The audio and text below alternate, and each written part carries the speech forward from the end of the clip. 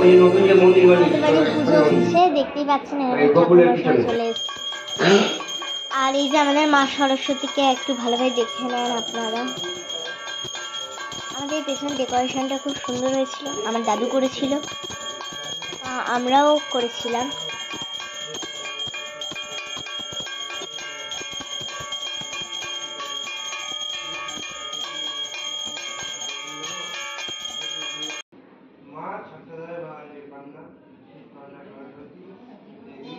দেখো তোমরা এবারের এই মা সরস্বতীর পুজোটা খুব সুন্দরভাবেই হচ্ছে, কিন্তু এবারে অনেকটা লেটে হয়ে গেছে, ঠাকুর মশাই পাওয়াই যাচ্ছিল না।